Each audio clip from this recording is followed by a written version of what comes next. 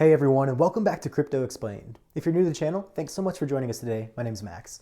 This channel is all things Bitcoin, cryptocurrency, and finance. If that sounds interesting to you, definitely swing by my channel when you get the chance. Check out my other videos and feel free to subscribe while you're there. Today, I want to go a little more in depth into Michael Saylor and how important he is for the overall Bitcoin movement right now.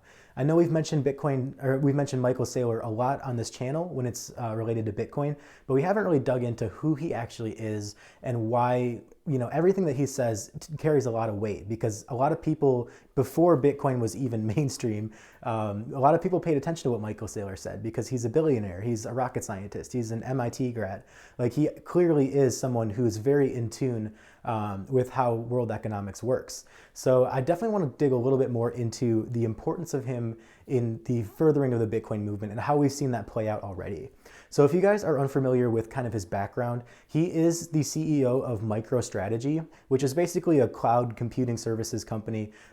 They provide cloud computing services for companies that are just starting out, kind of hosting, kind of like an AWS, Amazon Web Services type service. So that's how MicroStrategy kind of fits into the picture. But I'm sure you guys have heard he has put a big amount of MicroStrategy's balance sheet into Bitcoin as opposed to US dollars. Just saying that, of course, Bitcoin is the better long-term store of value than the US dollar. The US dollar loses value every single year. It's actually a very bad store of value. Bitcoin is kind of the opposite of that because it's a deflationary asset. So Michael Saylor has been very vocal about the fact that this is a strategy for MicroStrategy that is really playing out well so far. I think a lot of people are kind of looking towards, what made him make this decision and how did he get into Bitcoin in the first place? So like we mentioned before, he is an MIT grad, he is a rocket scientist, he is a very, very intelligent person. But I really like the fact that, the best investors out there, they're actually, just really good listeners. I think that they really take in a lot of information and they're able to admit the fact that they're not going to be an absolute expert in every single field. So I think when you look at like Warren Buffett, who actually grew up about 25 minutes away from Lincoln, Nebraska, that's where Michael Saylor is from. These kind of guys just are really good at listening to their team around them, listening to what other people are saying when it comes to assets that they may not completely understand. I think that Michael Saylor has gained a lot of knowledge within cryptocurrency, especially in the last 6 months or so. But before that, he's been very vocal about the fact that, look, I definitely missed the mark when it first came to Bitcoin because I didn't really understand the mining process, the hash rate, everything that was kind of the central point of why it's such a great store of value. I definitely missed the mark on all of that. So he's very forward about that whole process. But now he's kind of describing, this overall economic landscape, especially after everything that's happened in the past couple of years and everything that has changed. He kind of looks at Bitcoin is, in a lot of ways, the best at not only storing value, but storing monetary energy. So if you think about monetary energy, that really puts all numbers into kind of a obsolete category, because we talk about how Bitcoin has 21 million as the max supply, but 21 million could be anything. It's just the fact that it's fixed, because 21 million is actually divisible into very, very small fractions. So I think a lot of people look at 21 million and they go, is there even enough Bitcoin to go around? The answer is yes, because you can divide a Bitcoin into very, very small fractions. And Michael Saylor realizes this, and he realizes the potential that Bitcoin has to basically eat all of the monetary energy out there. And he thinks that Bitcoin is a much more stable network and much more capable network of harnessing that kind of energy versus any other vehicle for investing out there. That includes the stock market, that includes bonds, that includes real estate, investing in houses, properties.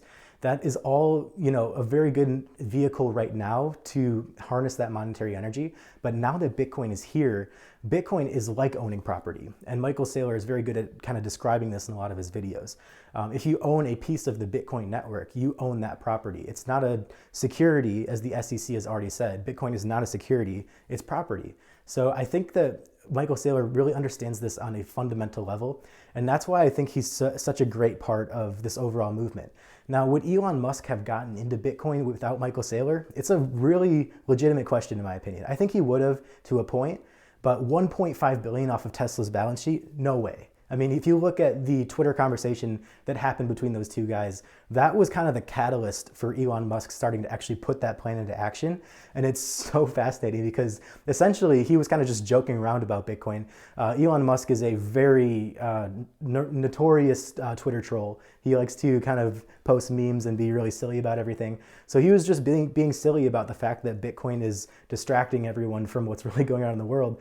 And Michael Saylor said, hey, if you want to do your investors a $1 billion favor, you should put a large portion of Tesla's balance sheet into Bitcoin. Not 2 months after that conversation happened, and actually Michael Saylor said, from one rocket scientist to another, we can have this discussion off Twitter. I'm sure they did. And then Michael Saylor had this whole conference where he was talking to a lot of big names within the overall economic landscape. After that happened, more and more companies announced that they had invested into Bitcoin. So I do think that he's kind of this catalyst of seeing into the future what the whole economic picture is going to look like, and just really kind of reiterating the fact that if companies don't hold Bitcoin, they may fall very much behind everyone else. Now, I think one thing with Michael Saylor that's going to be really interesting to see, of course, MicroStrategy stock has gone through the roof since he's made this investment, which is very, very interesting. What's going to happen if Bitcoin comes down a large amount? And I do think Bitcoin's going to come down big time later on this year or early next year. What happens to the overall persona of Michael Saylor and what he has done with MicroStrategy after this happens? Because keep in mind, he's actually had to take on quite a bit of debt in order to do this with the company. So when everything is kind of crashing with Bitcoin, are people going to look on this with a little bit more of a frown? I happen to think so. I think people are going to look at him and be like, okay, you gambled a lot of money on this speculative Bitcoin investment and now everything's going down the tubes. But what's really going to be interesting after that is we know Michael Saylor has already said he is holding on for dear life no matter what happens. So I think, of course, after that Bitcoin crash happens, it's going to go up like crazy again. That's just what Bitcoin does. That's the process of kind of figuring out its own value within the free market. So he's going to hold on when everyone else is saying it's over, when everyone else is saying Bitcoin is on fire and it's worthless and whatever else they're going to push in the media. Michael Saylor is going to be the guy that is going to be holding on throughout this whole process. Then we get to 2024, 2025, the most likely time for the next bull run cycle. And this thing's going, in my opinion, it's going to 1 million. So he's going to have every single Bitcoin that he has invested in so far, which is over $1 billion worth right now. That could easily be 10, 15 billion by the time that happens. So I think that this is going to be just a really interesting turn of events that's going to play out for Michael Saylor. And I think he is going to be remembered in history as someone who really kind of took a leap on something that he knew was going to be the future, while everyone else was kind of being very hesitant. Because very similar things happened when the internet came around. I mean, obviously, a lot of the things that you hear about Bitcoin as far as negative things, reasons why it's not going to work, we heard a lot of those things with the internet. Like, of course, it's going to be great for universities and companies and people who need to store a lot of data and need to process that data. That's going to be great for the internet. But as far as people in their homes and in their cars and just walking around, I mean, who's going to actually use the internet? What are they going to use it for? Well, it turns out everything, because now we use absolutely everything. We use the internet for absolutely everything. We use it for watching TV. We use it for keeping up with sports scores. We use it for communicating with loved ones across seas. We use it for literally every part of our lives. Social media, you name it. So I think Michael Saylor is starting to see that Bitcoin is just going to be one of those asset classes that kind of just eats all this monetary energy from bonds and from all these other things that are going down the tubes right now. And it's going to be a very good move in the future, even if he's going to have to take some flack for it for the next couple years. So I definitely wanted to highlight all these things. I think Michael Saylor is just an absolutely fascinating person.